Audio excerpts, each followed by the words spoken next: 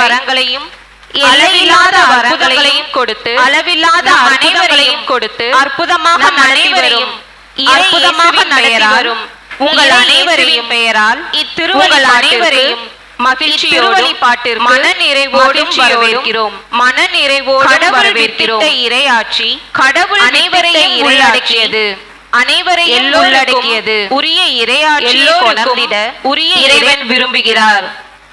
இன்றைய இறைவார்த்தை எவர் ஒருவரையும் மதிப்பற்றவராக புறம்பே தள்ளிவிடாமல் அனைவரையும் ஏற்று மாண்புடனும் அக்கறையுடனும் அணுகிட நமக்கு நினைவுறுத்துகின்றது.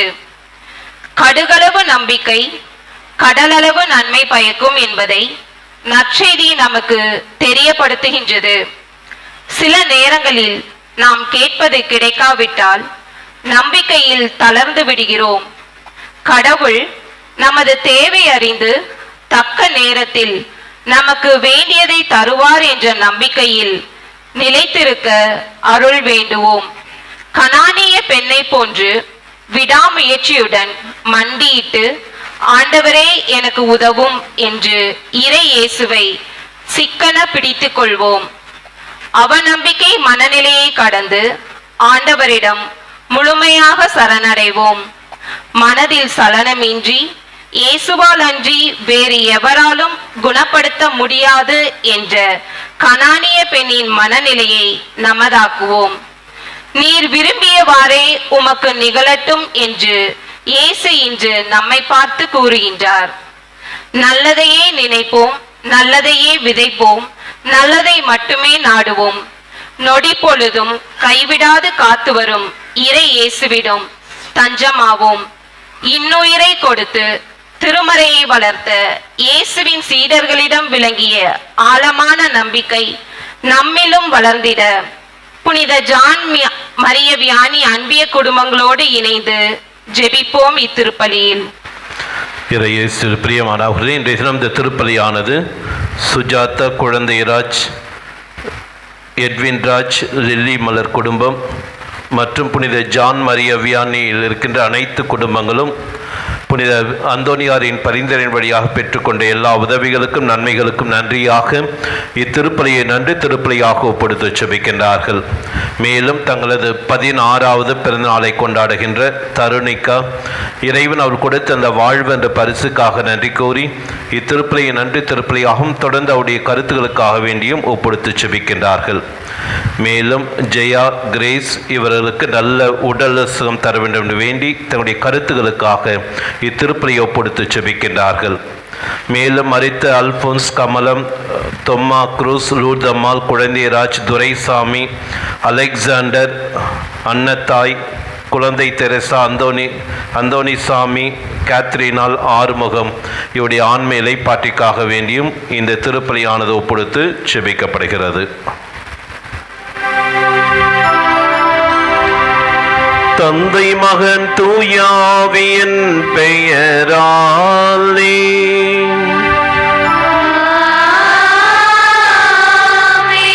நம் ஆண்டவராகிய இயேசு கிறிஸ்துவின் அருளும் கடவுளின் அன்பும் தூயாவியின் தோழமையும் உங்கள் அனைவரோடும் இருப்பதாக.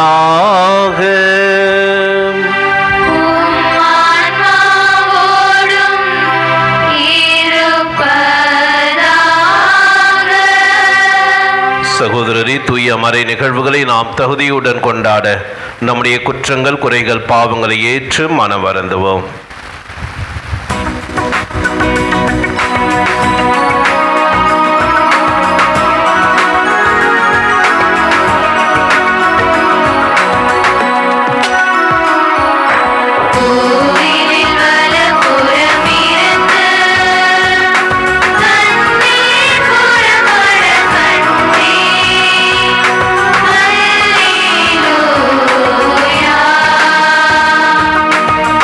Hallelujah.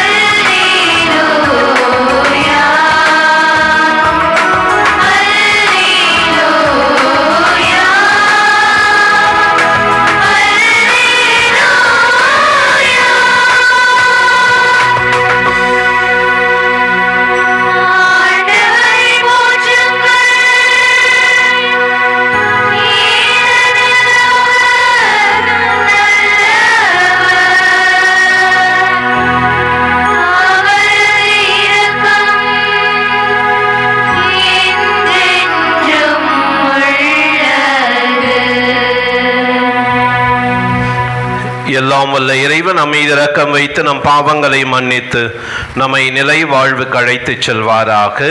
ஆமென்.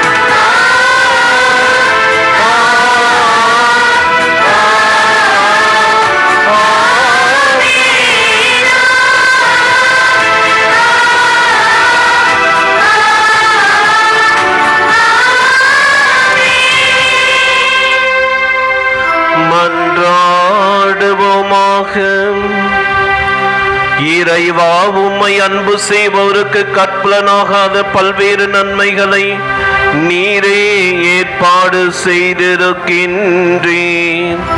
எங்கள் இதயங்களில் உமது அன்பின் நிறைவை பொழிவதால் நாங்கள் உம்மை அனைத்திலும் அனைத்திற்கு மேலாக அன்பு செய்து எல்லா வகை மனித எதிர்பார்ப்புகளையும் கடந்து உம் வாக்குறுதிகளை பெற்று கொள்வோமாக. எங்கள் ஆண்டவராகிய கிறிஸ்து வழியாக உம்மை மன்றாடுகின்றோம்.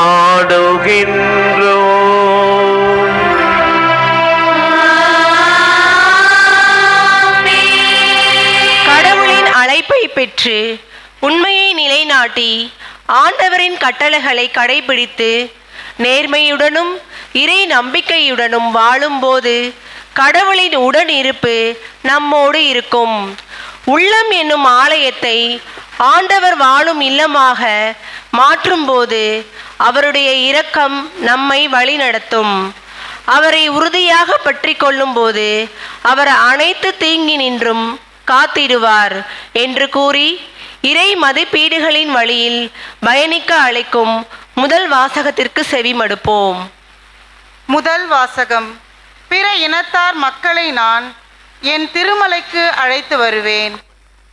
இறைவாக்கினர் எசையா நூலிலிருந்து வாசகம். அதிகாரம் 56, வசனங்கள் 1, 6 மற்றும் 7. ஆண்டவர் கூறுவது இதுவே: நீதியை நிலைநாட்டுங்கள், நேர்மையை கடைபிடியுங்கள்.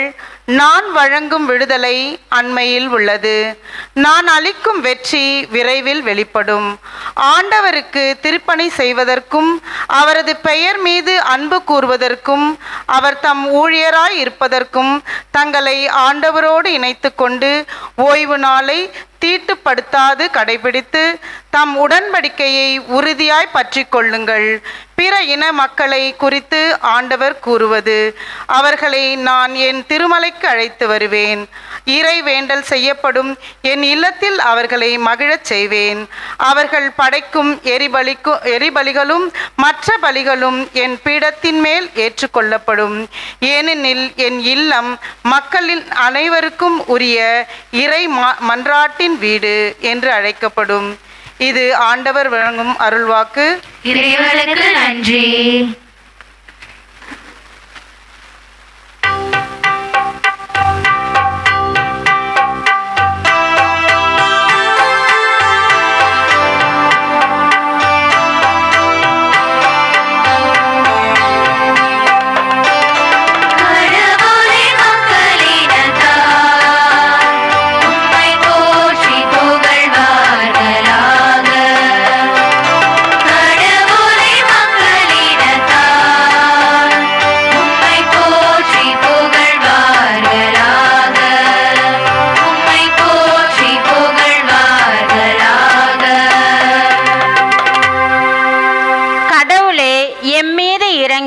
எமக்கு ஆசி வழங்குவீராக.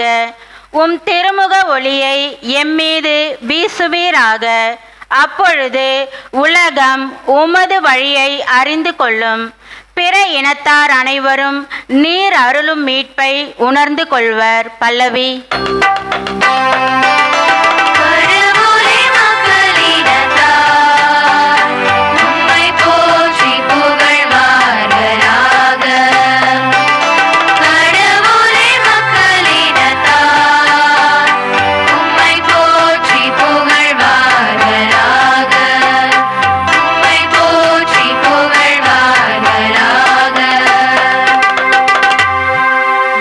நாட்டினர் அக்களித்து மகிழ்ச்சியுடன் பாடிடுவாராக.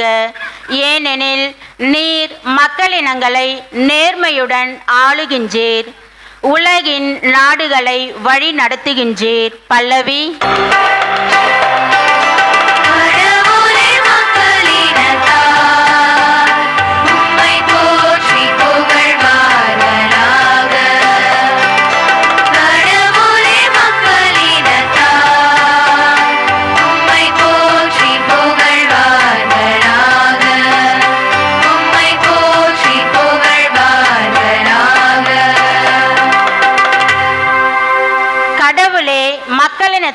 உம்மை புகழ்வார்களாக.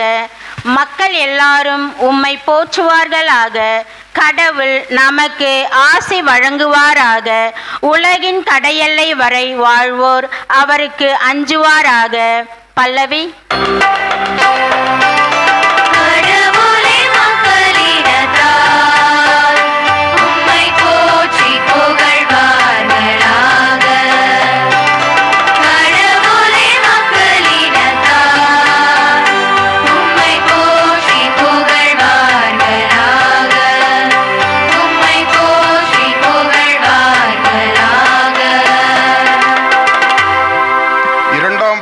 முன்னுரை.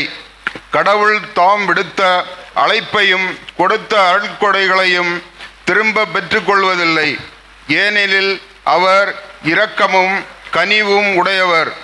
கடவுளின் அருட்கொடைகளான அன்பு, அமைதி, மகிழ்ச்சி, விட்டுக்கொடுத்தல், மன்னிப்பு, நம்பிக்கை இவற்றை நம் வாழ்வில் கடைபிடித்து கடவுளின் ஆசி பெற்ற மக்களாய் வாழ அழைக்கும் இரண்டாம் வாசகத்திற்கு கவனமுடன் செவிமடுப்போம். திருத்தூதர் பவுல் ரோமையருக்கு எழுதிய திருமுகத்திலிருந்து வாசகம். 11ஆம் அதிகாரம், இறைவார்த்தைகள் 13, 15, 29, 32. சகோதர சகோதரிகளே, பிற இனத்தாராகிய உங்களுக்கு சொல்கிறேன், உங்களுக்கு திருத்தூதராய் இருக்கும் நான் என் பணியை குறித்து பெருமை கொள்கிறேன். இதன் வழியாய் என் இனத்தாருள் பொறாமை தூண்டிவிட்டு அவர்கள் சிலரை ஏனும் மீட்க முடியும் என நம்புகிறேன். யூதர்கள் தள்ளப்பட்ட போதே உலகம் கடவுளோடு ஒப்புரவாகியது என்றால் அவர்கள் அவரால் ஏற்றுக்கொள்ளப்படும் போது எப்படி இருக்கும்? இறந்தோர் உயிர் பெற்று எழுவர் என்று சொல்லலாம் அல்லவா? ஏனெனில் கடவுள் தாம் விடுத்த அழைப்பையும் கொடுத்த அருள் கொடைகளையும் திரும்ப பெற்றுக்கொள்வதில்லை. ஒரு காலத்தில் நீங்கள் கடவுளுக்கு கீழ்ப்படியாமல் இருந்தீர்கள். இப்பொழுது அவர்கள் கீழ்ப்படியாமல் இருப்பதால் நீங்கள் கடவுளின் இரக்கத்தை பெற்று கொண்டீர்கள். அதுபோல இக்காலத்தில் நீங்கள் இரக்கத்திற்கு உரியவர்களாக இருக்கிறீர்கள். அவர்கள் கீழ்ப்படியாமல் இருக்கிறார்கள், ஆனால் அவர்களும் விரைவில் இரக்கம் பெற்று கொள்வார்கள். இதன் பொருட்டே இவ்வாறு நடந்திருக்கிறது. ஏனெனில் அனைவருக்கும் இரக்கம் காட்டுவதற்காகவே கடவுள் அனைவரையும் கீழ்ப்படியாமைக்கு உட்படுத்தினார். இது ஆண்டவரின் அருள்வாக்கு. இறைவனுக்கு நன்றி.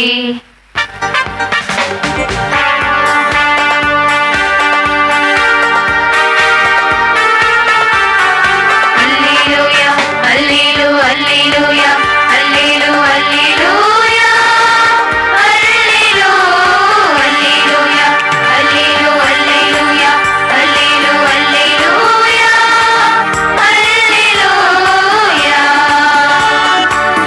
அல்லேலூயா.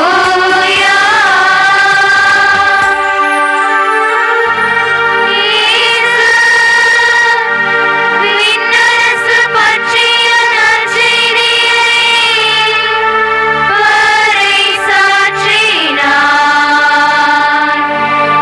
மக்களிடையே இருந்த நோய் நொடிகள் அனைத்தையும் குணமாக்கினார். அல்லேலூயா, அல்லேலூ, அல்லேலூயா, அல்லேலூ, அல்லேலூயா, அல்லேலூ, அல்லேலூயா, அல்லேலூ, அல்லேலூயா, அல்லேலூ, அல்லேலூயா, அல்லேலூயா.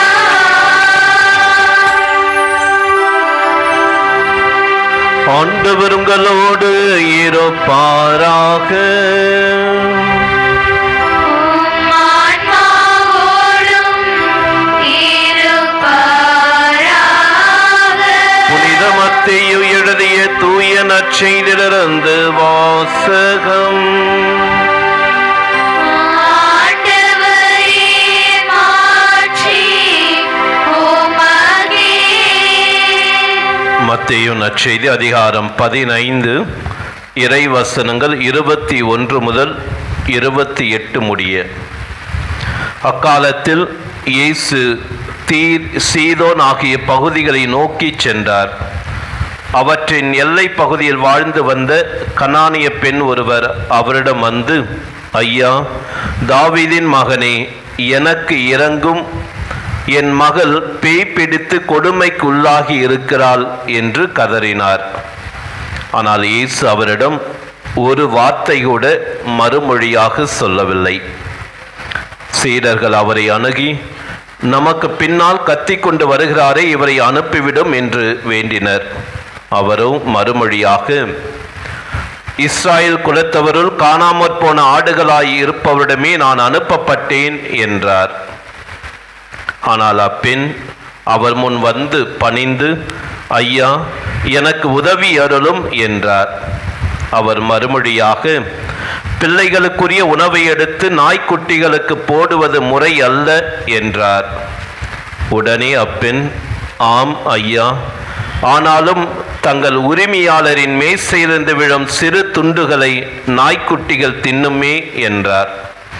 இயேசு மறுமொழியாக, அம்மா, உமது நம்பிக்கை பெரிது, நீர் விரும்பியவாறே உமக்கு நிகழட்டும் என்று அவரிடம் கூறினார். அந்நேரமே அவர் மகளின் பிணி நீங்கியது. ஆண்டவரின் அருள்வாக்கு. கிறிஸ்துவே, உமக்கு புகழ்.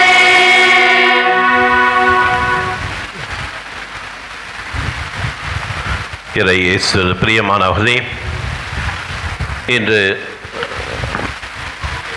ஆண்டின் பொது காலம் 20வது ஞாயிறை நாம் சிறப்பிக்கின்றோம். இன்றைய வாசகங்களுடைய மைய செய்தி, என் இல்லம் எல்லா மக்களுடைய இறைவேண்டலின் வீடாக இருக்கும். என் இல்லம் எல்லா மக்களுடைய இறைவேண்டலின் வீடாக இருக்கும் என்று இறைவன் எல்லோரையும் தனது இல்லத்திற்கு அழைக்கின்ற ஒரு வாசகங்களாக தான் இன்றைய வாசகங்கள் அமைந்திருக்கின்றன.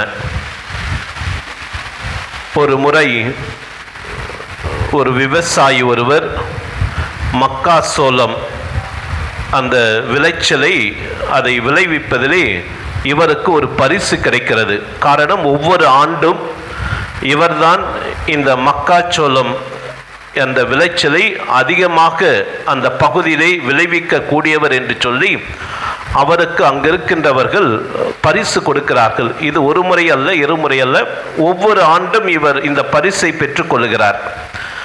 எனவே அங்கிருக்கின்ற பத்திரிகையாளர் கேட்கின்றார்கள், எப்படி நீங்கள் மட்டும் ஒவ்வொரு ஆண்டும் இப்படி இந்த மக்காசோளம் விளைவிப்பதிலே பரிசை பெறுகிறீர்கள் என்று கேட்கிறார்கள். அப்பொழுது அவர் சொல்லுகின்றார், இதோ நான் பயன்படுத்துகின்ற அந்த நல்ல விதைகளை நான் மட்டுமல்ல, என்னை சுற்றி இருக்கின்ற விவசாயிகளுக்கும் அதை கொடுத்து அதை நான் பயிர் செய்ய அவர்களை அழைக்கின்றேன். காரணம், நான் மட்டும் என்னுடைய நிலத்திலே நல்ல விதைகளை விதைத்து அதை நான் பயிரிடுகின்ற பொழுது அருகிலே இருக்கின்றவர்கள் சரியான விதைகளை விதைக்கவில்லை அல்லது பூச்சி புழு அடிக்கின்ற அந்த விதைகளை விதைத்தார் என்றால் அதனுடைய பாதிப்பு என்னுடைய நிலத்திற்கும் ஒரு பாதிப்பாக இருக்கும். நானும் அதிக விளைச்சலை பெற முடியாது. எனவே நான் எனக்கு அருகில் இருக்கின்ற அனைவருக்கும் இந்த விதைகளை நான் இலவசமாகவே நான் கொடுக்கிறேன். எனவே அவர்களுடைய நிலங்கள், அவர்களுடைய பயிர்கள் அங்கு செழுமையாக பசுமையாக அங்கு நல்ல விளைச்சலை கொடுப்பதாக இருந்தது என்றால் என்னுடைய நிலத்தில் இருக்கின்ற இந்த பயிர்களும் இந்த விளைச்சலும் அங்கு அதிகமாக இருக்கும். எனவேதான் நான் எல்லோருக்கும் என்னுடைய விதைகளை நான் அங்கு இலவசமாக கொடுத்து அவர்களும் நல்ல விளைச்சலை பெற்று அறுவடை செய்வதற்காக நான் உதவி செய்கிறேன். எனவே நான் இவர்களுக்கு இவ்வாறு தாராளமாக கொடுப்பதினால்தான் என்னுடைய விளைச்சல் இங்கு அதிகமாக இருக்கிறது என்று சொல்லி அந்த பெரியவர், அந்த விவசாயி அங்கு இருக்கிற அந்த பத்திரிகையாளர்களுக்கு சொல்லுகின்றார். ஆம், இயேசுவில் பிரியமானவர்களே, நம்முடைய வாழ்விலும் நாம் நலமாக வளமாக செழுமையாக இருக்க வேண்டும் என்றால் நாம் மட்டும் நன்றாக இருந்து விட்டால் போதாது.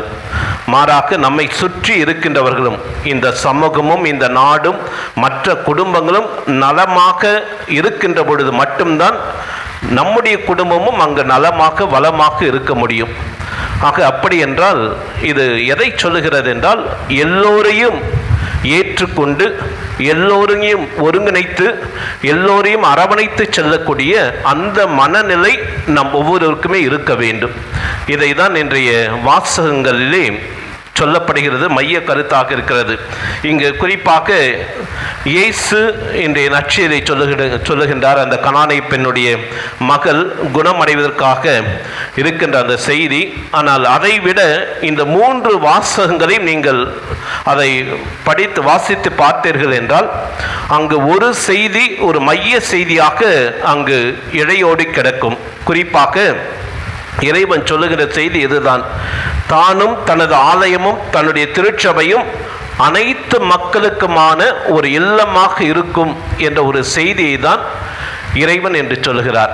தானும் தன்னுடைய திருச்சபையும் தன்னுடைய ஆலயமும் எல்லா மக்களுக்குமான ஒரு இல்லமாக இருக்கும் என்பதை தான் இறைவன் என்று கூறுகின்ற செய்தி. ஆக அந்த நிகழ்ச்சியிலே நான் சொன்ன செய்தி என்னவென்றால், ஒருவர் மட்டுமல்ல, மாறாக அனைவரையும் இணைத்து கொண்டு அனைவரையும் ஒருங்கிணைத்து கொண்டு நன்றாக இருக்க வேண்டும். அவ்வாறு இருந்தால்தான், அவ்வாறு இணைந்து பயணித்தால்தான் எல்லோருமே மகிழ்ச்சியாக இருக்க முடியும் என்ற அந்த ஒரு கருத்து தான் அந்த விவசாயினுடைய எண்ணமாக வாழ்வாக இருந்தது. அத்தகைய ஒரு எண்ணமாக வாழ்வாக தான் நம்முடைய வாழ்வும் இருக்க வேண்டும் என்பதுதான் இறைவனுடைய விருப்பம். அதற்காக தான் இறைவன் நம்மை படைத்திருக்கிறார், அதற்காக தான் இறைவன் நம்மை அழைத்திருக்கிறார்.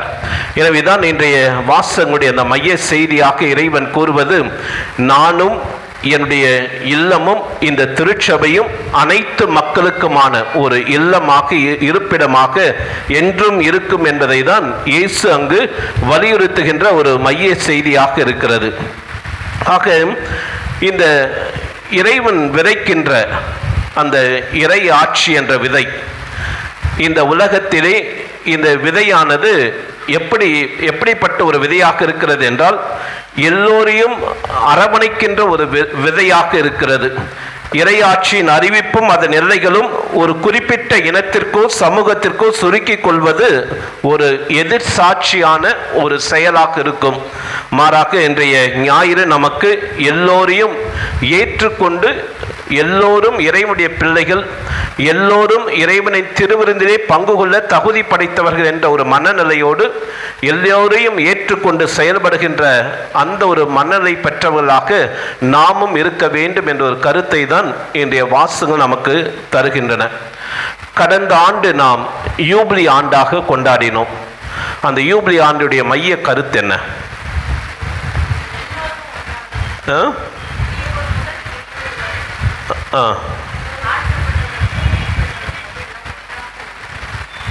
எல்லோரும் ஒன்றாக இருக்க வேண்டும்.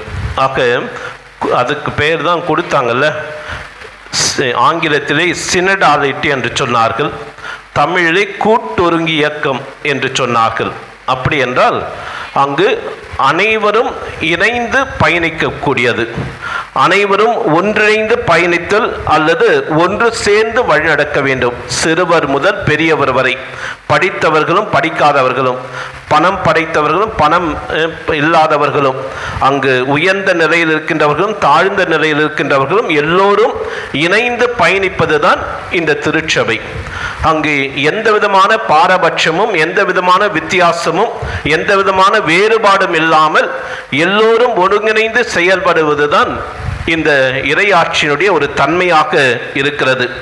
இதைதான் நாம் அங்கு குறிப்பாக நம்முடைய ஆலய பாடல் ஒன்று இவ்வாறு பாடப்படுகிறது. இன்ப கனவொன்று நான் கண்டேன், இறையாட்சி மலர கண்டேன், எங்கும் மனங்கள் மகிழ கண்டேன். இயேசுவின் அருகினில் ஏழைகள் அமர கண்டேன், அன்பினில் அகிலமி ஒன்றென உணர்ந்து நின்றேன். ஆக இயேசுவின் அருகில் ஏழைகள் அமர கண்டேன், அன்பினில் அகிலமே ஒன்றென உணர்ந்து நின்றேன். ஆக இந்த ஒரு கருத்தை தான் இன்றைய வாசகங்கள் வலியுறுத்துகின்ற அதே கருத்து தான். அன்பினில் நாம் அனைவரும் அங்கு ஒருங்கிணைந்து ஒன்றென ஒருங்கிணைந்து நிற்கின்ற அந்த மனநிலை கொண்டவர்களாக நாம் இருக்க வேண்டும் என்ற ஒரு கருத்து தான் இந்த ஆலய பாடல் நமக்கு எடுத்து சொல்கின்றது. ஆக இதே ஒரு கருத்தை தான் இன்றைய முதல் வாசகத்தில் நாம் வாசிக்க கேட்கின்றோம். அங்கு இன்றைய முதல் வாசகத்தில் நாம் பார்க்கின்றோம், இசையா சிறைவாக்கினர் இறைவனுடைய வேட்கை என்ன, இறைவனுடைய விருப்பம் என்ன என்பதை இங்கு தெளிவாக சொல்லுகிறார். இறைவனுடைய விருப்பம் என்னவென்றால், என்னுடைய இல்லம் எல்லா மக்களுடைய இறைவேண்டலின் இல்லமாக வீடாக இருக்கும் என்பதை தான் இயேசு அந்த மக்களுக்கு வாக்களிக்கின்றார். அதை தான் இறைவன் இசையா வழியாக சொல்லுகின்ற அந்த செய்தியை தான் இயேசு தன்னுடைய வாழ்விலே அதை நிறைவேற்றுகின்றார். குறிப்பாக அந்த இயேசு எருசலேம் ஆலயத்தை தூய்மை செய்கின்ற பொழுது அங்கிருக்கின்ற அந்த மறைநூல் வல்லுநர்கள், அந்த சதுசேயர்கள், பரிசேயர்கள் இந்த எருசலேம் ஆலயத்தை வியாபார கூடமாக மாற்றுகின்ற பொழுது இயேசு சாட்டையை எடுத்து அவர்களை விரட்டுகிறார். அப்பொழுது அவர் சொல்லுகின்ற செய்தி என்ன சொல்றாரு? இது என் தந்தையின் இல்லம், இறைவேண்டலின் வீடு, இதை ஏன் நீங்கள் கல்வர்களுடைய குகையாக அல்லது வியாபார சந்தையாக மாற்றிவிட்டீர்கள் என்று சொல்லி இயேசு அங்கு கோபம் கொள்கிறார். ஆக இறைவன் என்பவர் பொதுவானவர். இறைவனின் இல்லம், ஆலயம் என்பது பொதுவானது. அங்கு எந்த ஒரு மதத்திற்கோ மொழிக்கோ இனத்திற்கோ ஒரு குறிப்பிட்ட உயர்ந்தவர்கள் தாழ்ந்தவர்கள் என்ற அந்த நிலைக்கு மட்டுமே உரிய ஒரு இல்லம் அல்ல. மாறாக இந்த இல்லம் எல்லோருக்குமான ஒரு வேண்டுதல் இல்லமாக என்றுமே இருக்கும் என்பதை தான் இயேசு இது இறைவன் இன்றைய முதல் வாசகத்திலே எசேயாஸ் வழியாக அவர் சொல்லுகின்றார்.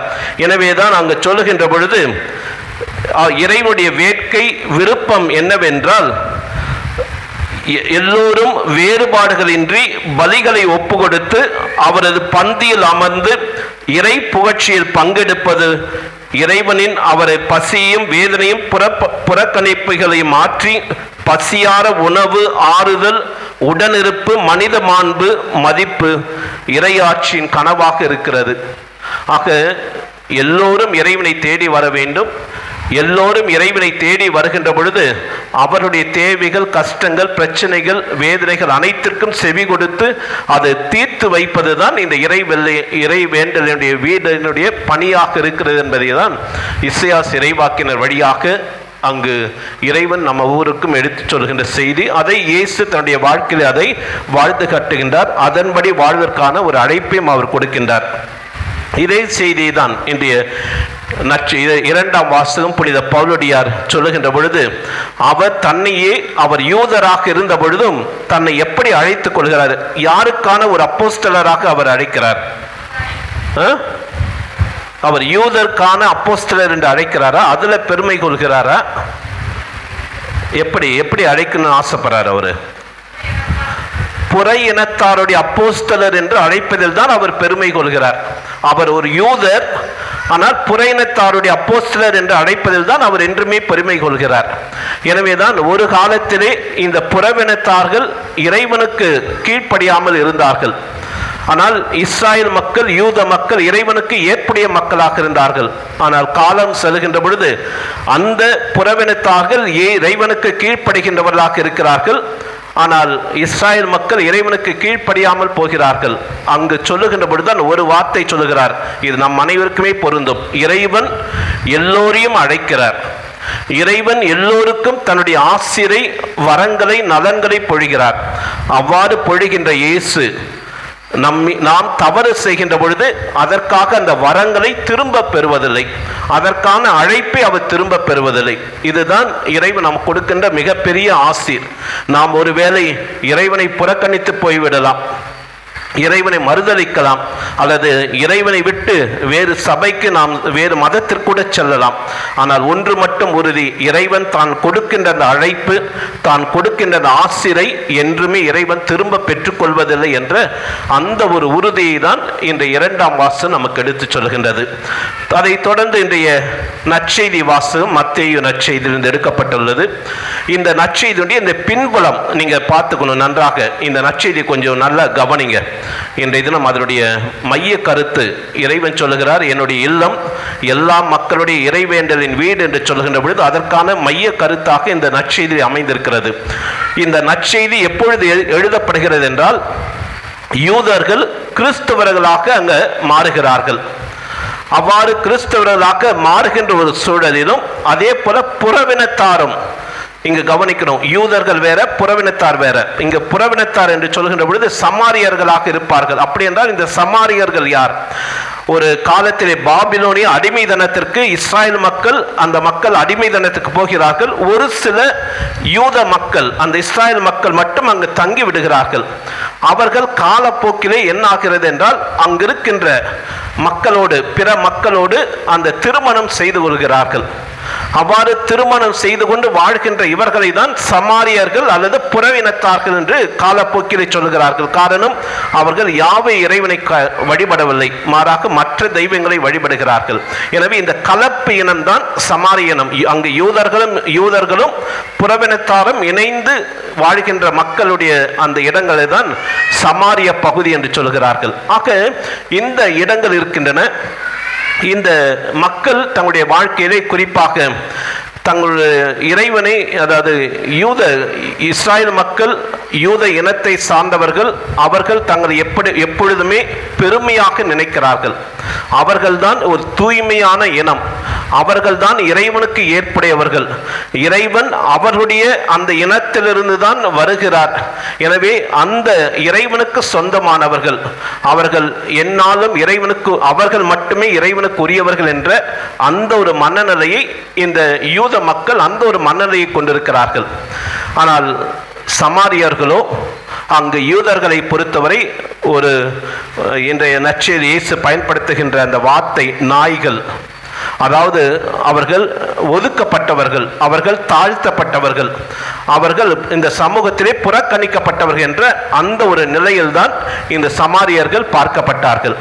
ஆனால் இன்றைய நற்செய்திக்கு முன்பாக இருக்கின்ற இன்றைய நற்செய்தி மத்தேயு நற்செய்தியுடைய 15ஆம் அதிகாரம்.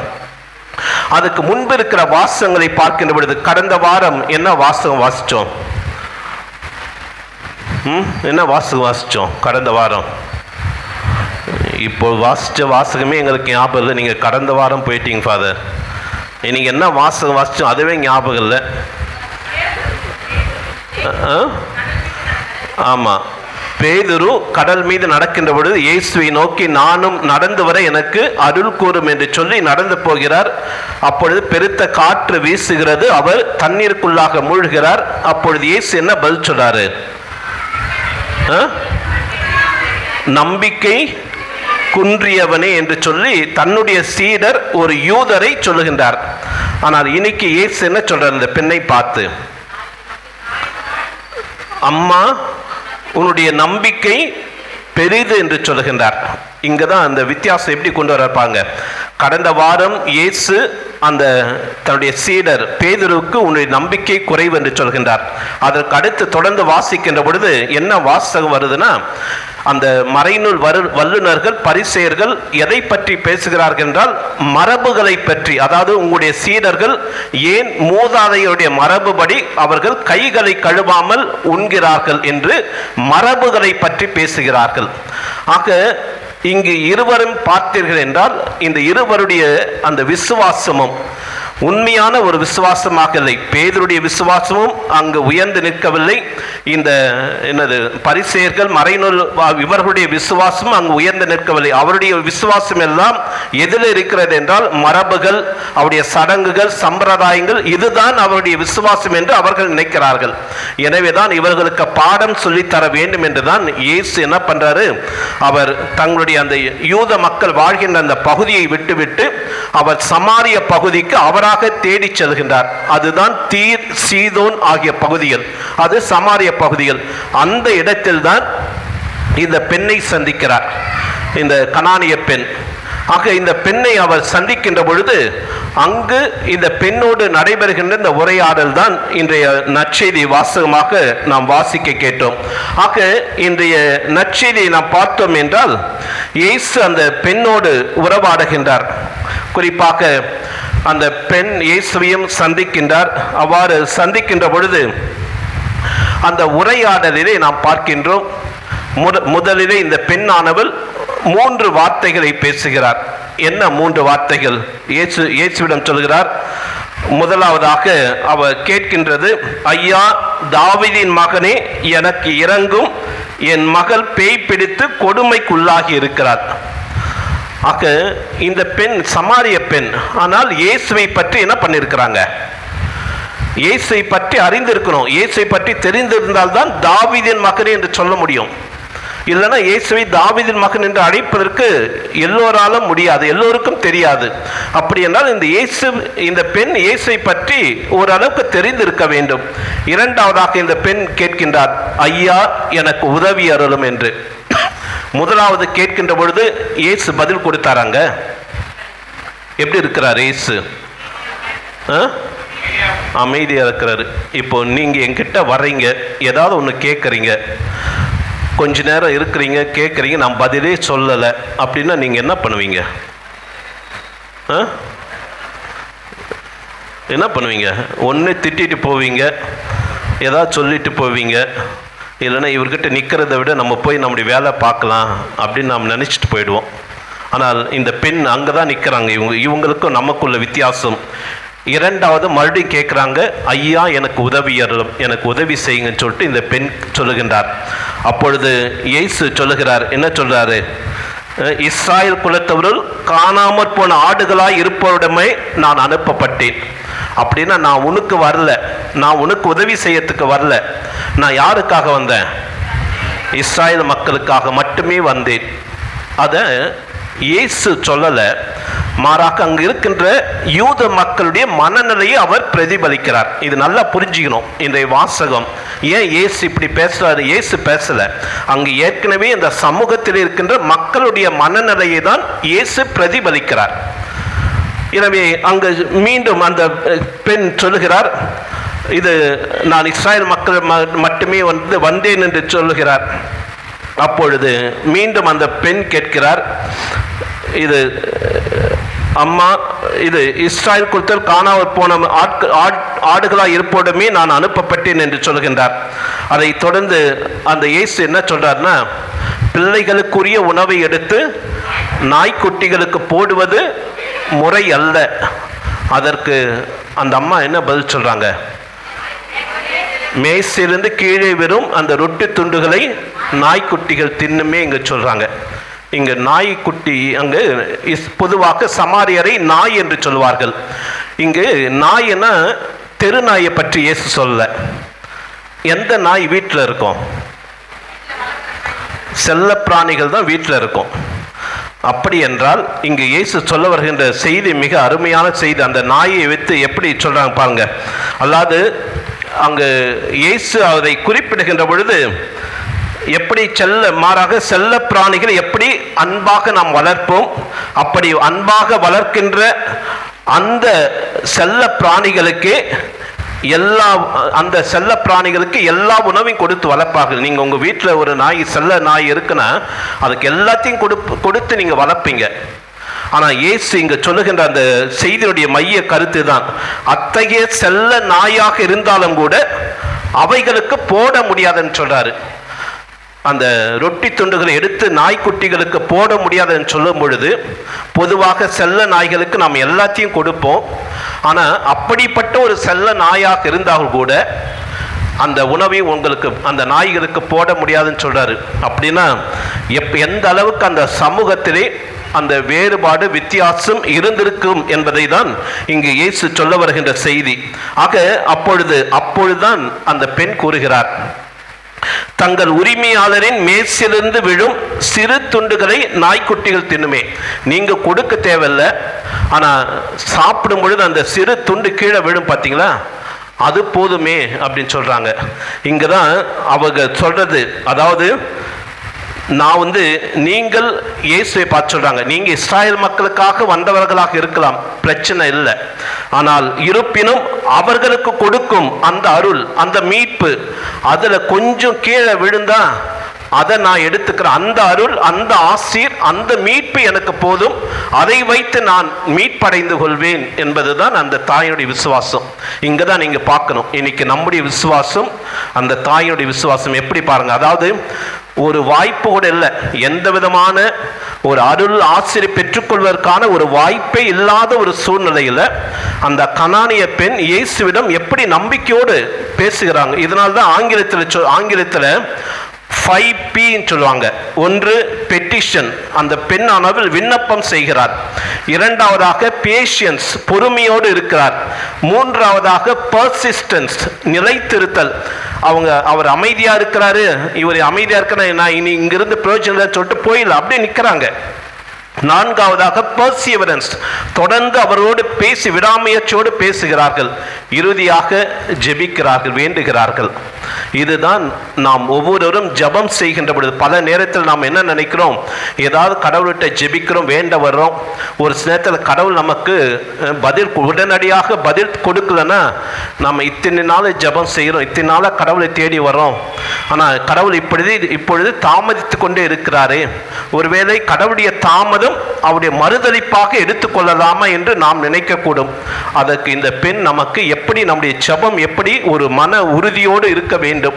நாம் கடவுள்கிட்ட கேட்கணும், அதில் பொறுமையோடு இருக்கணும், அதில் நிலைத்து இருக்கணும், அதோடு விடாமுயற்சியோடு இருக்கணும், அதோடு இறுதி வரை நாம் அந்த ஜெபத்திலே கைவிடக்கூடாது.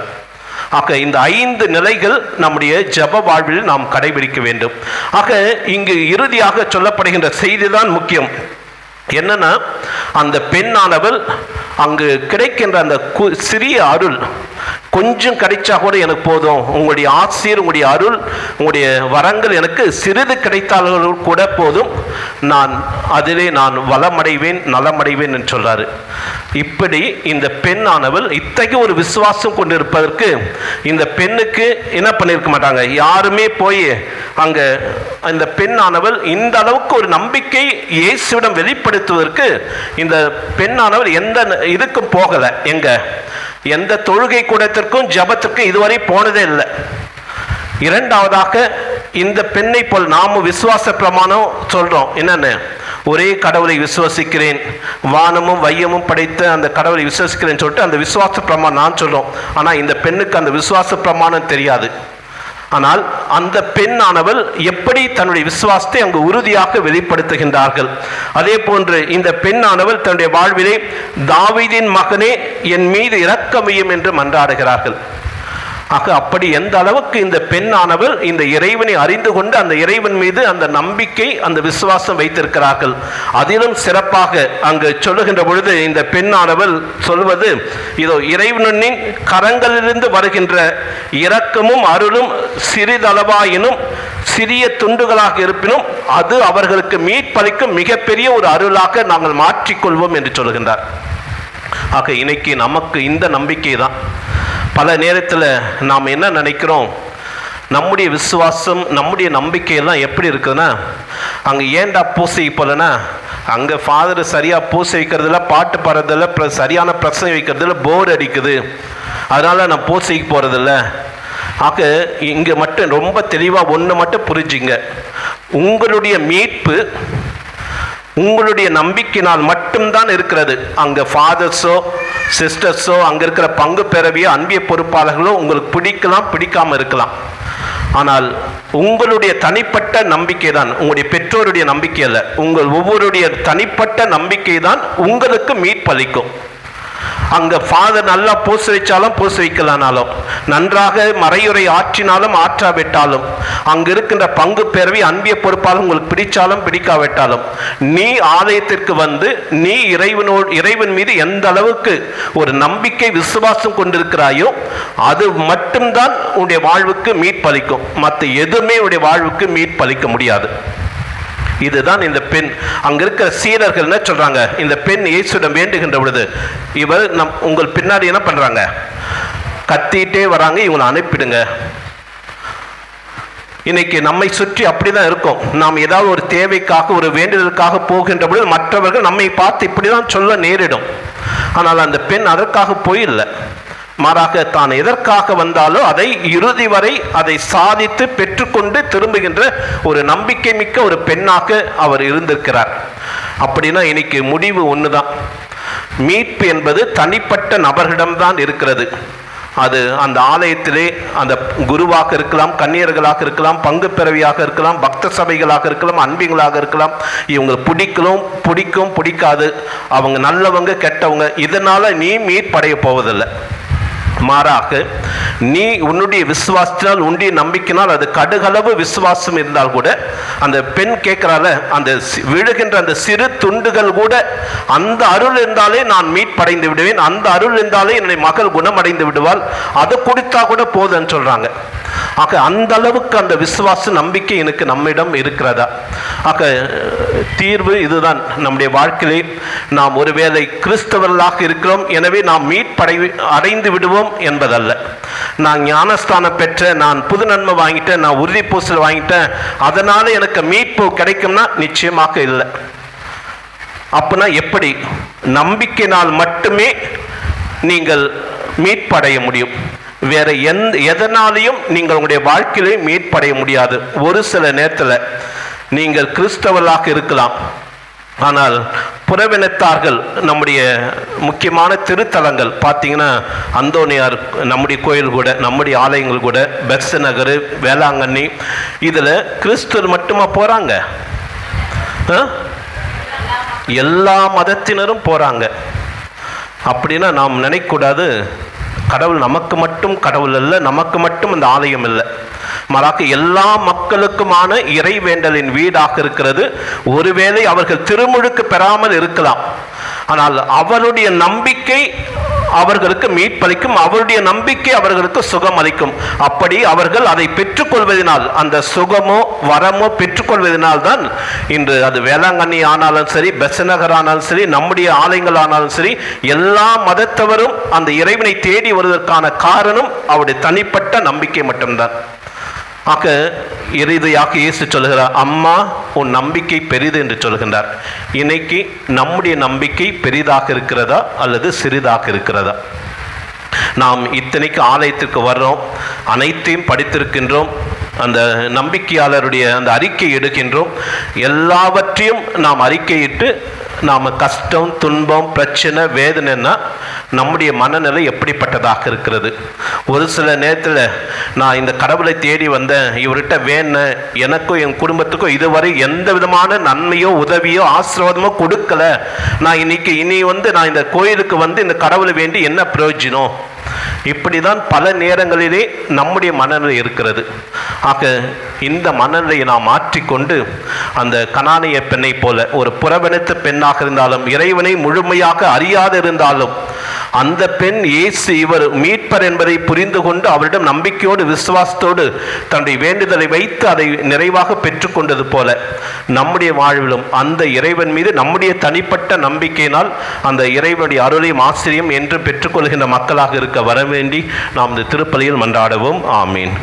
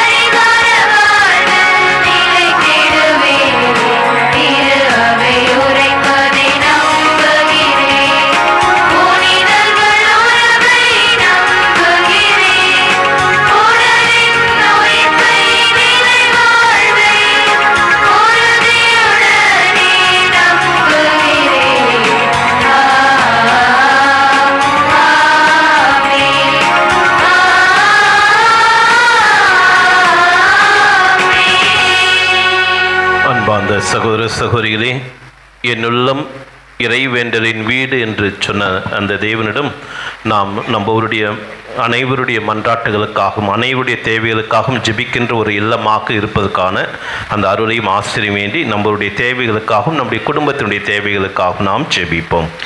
நம்பிக்கையின் ஆண்டவரே, உம்மீது கொண்ட நம்பிக்கையால் உமக்காக தங்களையே அர்ப்பணித்த எம் திருத்தந்தை, ஆயர்கள், அர்ப்பணியாளர்கள், அருட்சகோதரிகள் அனைவரும் காலத்தின் தேவைக்கேற்ப கருத்துடன் பணி செய்திடவும், கலக்கமின்றி துணிச்சலோடு நற்செய்தியை அறிவிக்கவும் வரம் தர வேண்டும் என்று இறைவா உம்மை மன்றாடுகிறோம்.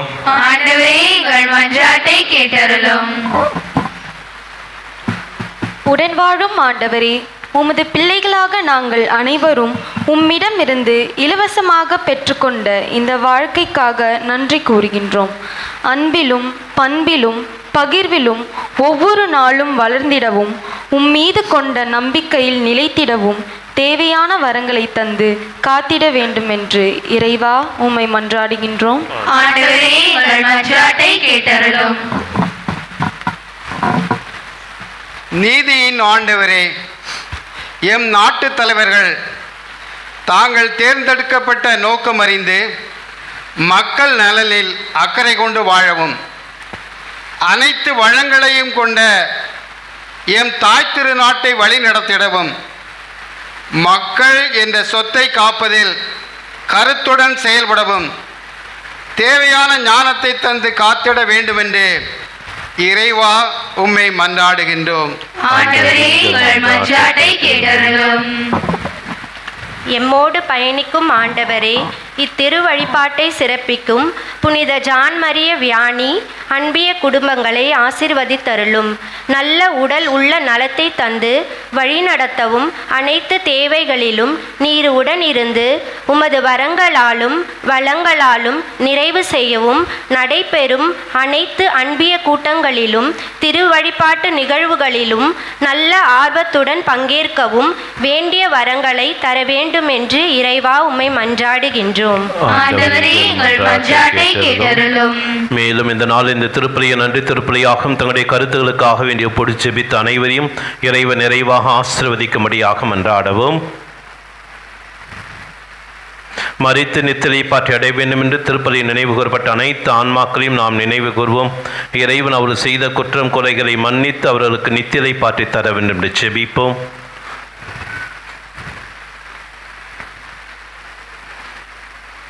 சிறப்பாக அண்மையிலே நேற்றைய தினம் கூட இந்தோனேஷியாவில் இந்த இயற்கை சீற்றத்தினால் பாதிக்கப்பட்டு தங்களுடைய உடைமைகளையும் உயிர்களையும் இழந்து தவிக்கின்றவருக்கு இறைவன் தாமே ஆறுதலாகவும் நம்பிக்கையாகவும் இருந்து வழிநடத்த வேண்டும் என்று மன்றாடுவோம்.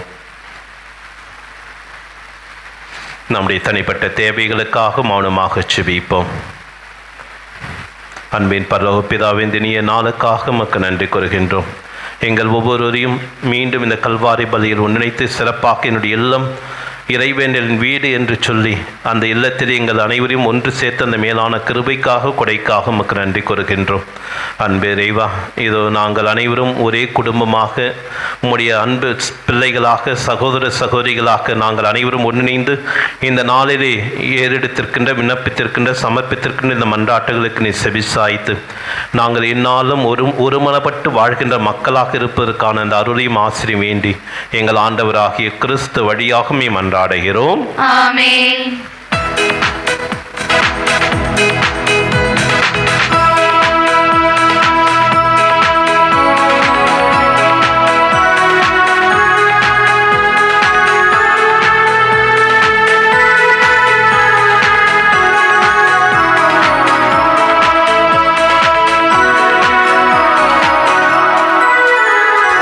காணிக்கையாக என்னை ஏற்றிடுவாய், என்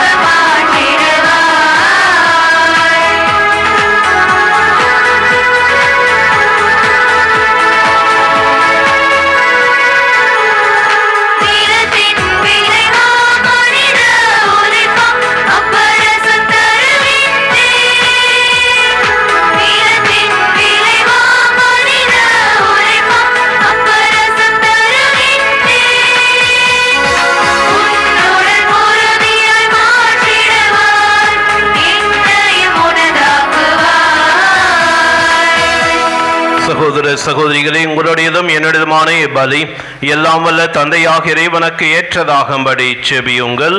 ஆண்டவர் தம் திருப்பெயரின் புகழ்ச்சிக்காகவும் ஆட்சிக்காகவும் நமது நன்மைக்காகவும் புனித திருவிழாவின் அனைத்து நலன்களுக்காகவும் உமது வயலின்றி பலியை ஏற்றுக்கொள்வாராக. ஆண்டவரை மாட்சிமிக்க மாற்றங்களை ஏற்படுத்தும் எங்கள் காணிக்கைகளை ஏற்றருளும். அதனால் நீ தந்தவற்றை உமக்கு ஒப்பு கொடுத்து உம்மையை நாங்கள் பெற்றுக்கொள்ள தகுதி பெறுவோமாக. எங்கள் ஆண்டவராகிய கிறிஸ்து வழியாக உம்மை மன்றாடுகின்றோம்.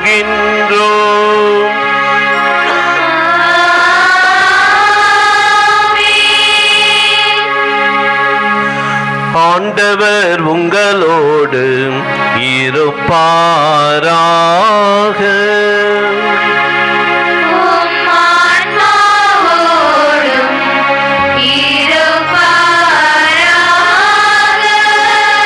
இதயங்களை மேலே எழுப்புங்கள்.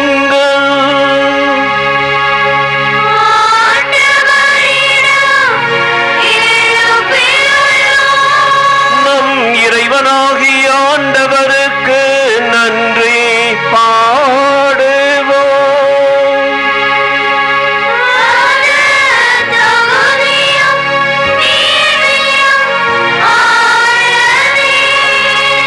ஆண்டவரே, தூயவரான தந்தையே, என்றும் வாழும் எல்லாம் வல்ல இறைவா, எங்கள் ஆண்டவராகிய கிறிஸ்து வழியாக எந்நாளும் எவ்விடத்திலும் நாங்கள் உமக்கு நன்றி செலுத்துவது மெய்யாகவே தகுதியும் நீதியும் ஆகும். எங்கள் கடமையும் மீட்புக்குரிய செயலும் ஆகும். ஏனெனில் கிறிஸ்து பிறந்து முன்னைய பாவ நிலையிலிருந்து மனிதரை புதுப்பித்தார். பாடுபட்டு எங்கள் பாவங்களை அழித்தார். இறந்தோடமிருந்து உயிர்த்தெழுந்த நிலை வாழ்வுக்கு வழிவகுத்து தந்தை அவரும் இடம் முன்னேறி வந்து வான் வீட்டின் கதவுகளை திறந்து வைத்தார். ஆகவே வானக தூதர் புனிதர் அனைவரோடும் சேர்ந்து நாங்களும் உமக்கு புகழ்ச்சி பணி செய்து முடிவின்றி பாடுவதாவது.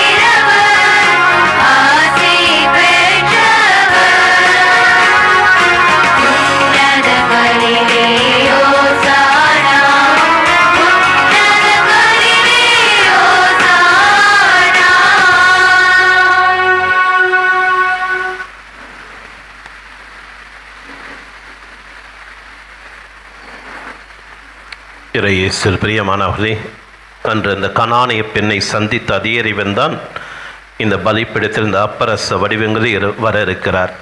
எனவே நாம் ஒரு நிமிடம் அந்த கனானிய பெண் இயேசுவிடம் எப்படி ஒரு நம்பிக்கையோடு ஒரு விசுவாசத்தோடு தன்னுடைய வேண்டுதலை விண்ணப்பத்தை சமர்ப்பித்தார்களோ அதே போன்று இன்றைய நாளில் நாம் பல்வேறு தேவைகளுக்காக கருத்துக்களுக்காக விண்ணப்பங்களுக்காக நாம் வந்திருக்கலாம். எனவே அதே ஒரு நம்பிக்கை ஒரு விசுவாசத்தோடு இந்த அப்பரசங்களோடு இணைத்து நம்முடைய தேவைகளையும் நம்முடைய விண்ணப்பங்களையும் நம்முடைய மன்றாட்டுகளையும் இணைந்து அர்ப்பணித்து வேண்டி செபிப்போம். இறைவன் கொடுக்கின்ற அருள் மீட்பு நமக்கு என்றுமே நிறைவுள்ளதாக இருக்கும். ஆனக தந்தையே, நீர் மெய்யாகவே தூயவர், தூய்மை அனைத்திற்கும் ஊற்று. ஆகவே உம்முடைய ஆவியை பொழிந்து காணிக்கைகளை தூய்மைப்படுத்தமை வேண்டுகிறோம். இவ்வாறு எங்கள் ஆண்டவர் இயேசு கிறிஸ்துவின் உடலும் இரத்தமுமாக எங்களுக்கு இவை மாறுவனவாக. அவர் பாடுபட உளம் கனிந்து தம்மை கையளித்த போது அப்பத்தை எடுத்து நன்றி செலுத்தி அதை பிட்டு தம் சீடருக்கு அளித்தவர் கூறியதாவது: அனைவரும் இதிலிருந்து பெற்று உண்ணுங்கள், ஏனெனில் இது உங்களுக்காக கையளிக்கப்படும் என் உடல்.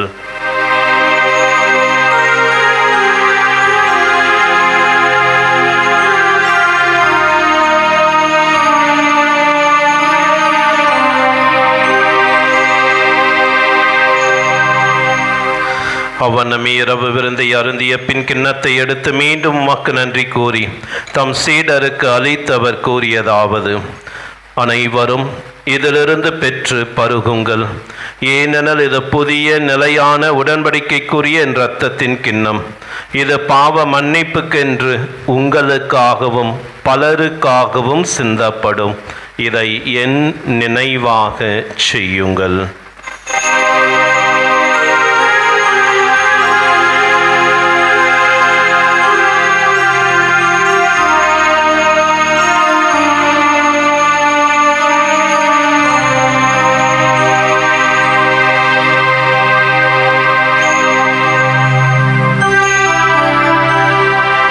நம்பிக்கையின் மறைபொருள்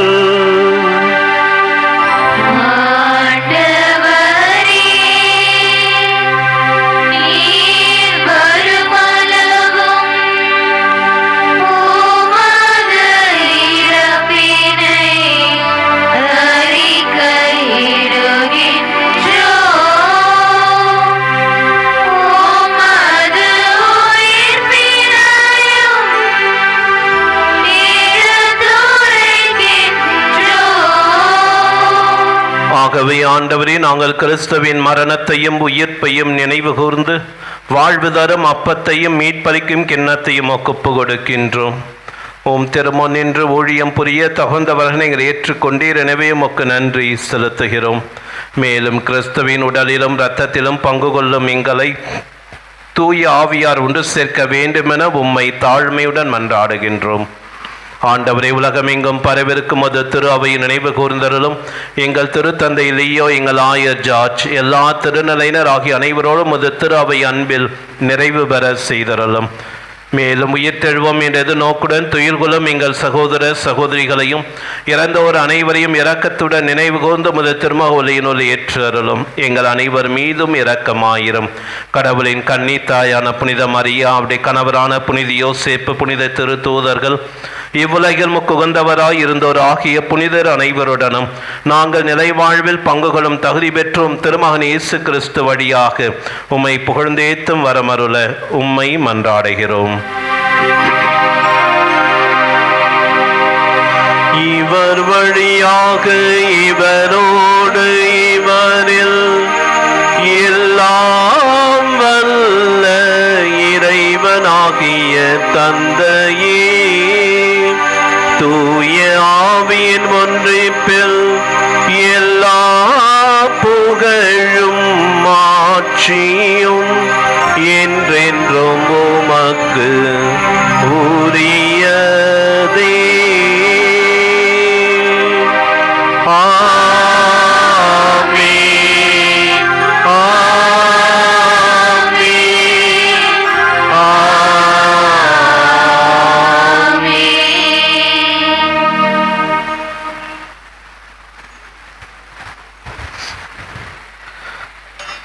கனானிய பெண் விசுவாசத்தை போன்று நம்முடைய விசுவாசமும் உறுதியான விசுவாசமாக என்றும் இருக்க வரவேண்டி நமது ஆண்டவர் கற்றுக் கொடுத்த அந்த கர்த்தர் கற்பித்த ஜெபத்தை அனைவரும் பொருளந்து பக்தியோடு இணைந்து சொல்லுவோம்.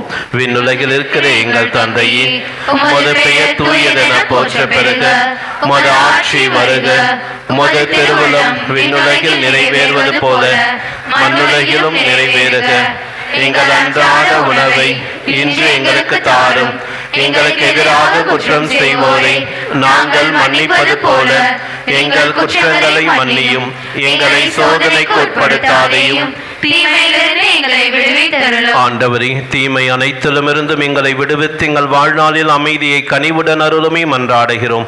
உமது இரக்கத்தின் உதவியால் நாங்கள் பாவத்திலிருந்து எப்பொழுதும் விடுதலை பெற்று யாதொரு கலக்கமும் இன்றி நலமாய் இருப்போமாக. நாங்கள் எதிர்நோக்கி இருக்கும் பேரின்பத்துக்காகவும் எம் மீட்பராகிய இயேசு கிறிஸ்துவின் வருகைக்காகவும் காத்திருக்கின்றோம். ஆண்டவராகிய இயேசு கிறிஸ்துவே, அமைதியை உங்களுக்கு விட்டு செல்கிறேன், என் அமைதியை உங்களுக்கு அளிக்கிறேன் என்றும் திரு தூதர்களுக்கு மொழிந்தீரே. எங்கள் பாவங்களை பாராமல் உமது திரு அவையின் நம்பிக்கையை கண்ணோக்கி உமது திருவுலத்துக்கு ஏற்பதற்கு அமைதியும் ஒற்றுமையும் அளித்தருள திருவுலம் கொள்வீராக. என்றென்றும் வாழ்ந்து ஆட்சி செய்கிறவர் நீரே. ஆண்டவருடைய அமைதி உங்கள் அனைவரோடும் என்றும் இருப்பதாக. ஒருவருக்கொருவர் கிறிஸ்துவின் அமைதியை பகிர்ந்து கொள்வோம். உலகின் பாவங்களை போக்கும் இறைவனின் செம்மறியே, எங்கள் மேல் இரக்கமாயிரும். உலகின் பாவங்களை போக்கும் இறைவனின் செம்மறியே, எங்கள் மேல் இரக்கமாயிரும். உலகின் பாவங்களை போக்கும் இறைவனின் செம்மறியே, எங்களுக்கு அமைதியை அளித்தருளும்.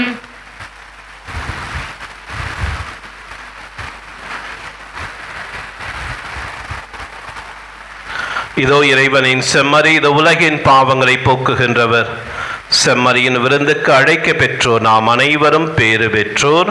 ஆண்டவரே, நீர் என் உள்ளத்தில் எழுந்தருளி வர நான் தகுதியற்றவள். ஆனால் ஒரு வார்த்தை மட்டும் சொல்லி அருளும், எனது ஆன்மா நலமடையும்.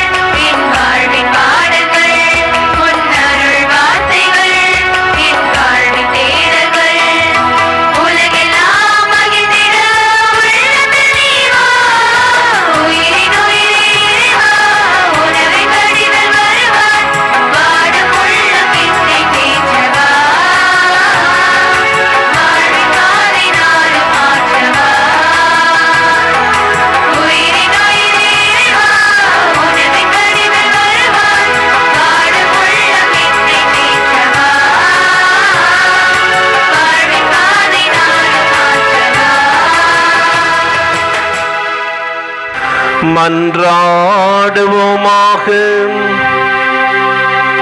ஆண்டவரே, வருள் அடையாளங்களால் கிறிஸ்துவுடன் ஒன்றிணைந்த நாங்கள் உமது கனிவை பணிவுடன் வேண்டுகின்றோம். அதனால் நாங்கள் இவ்வுலகில் கிறிஸ்துவின் சாயலுக்கு ஒத்திருந்து விண்ணகத்தில் அவருடன் தோழமை கொள்ள தகுதி பெறுவோமாக. எங்கள் ஆண்டவராகிய கிறிஸ்து வழியாக உம்மை மன்றாடுகின்றோம்.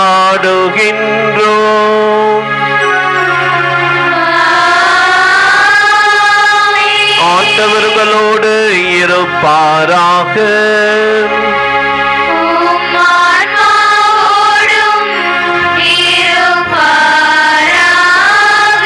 எல்லாம் வல்ல இறைவன் தந்தை மகன் தூய ஆவி உங்கள் அனைவரையும் ஆசீர்வதிப்பாராக.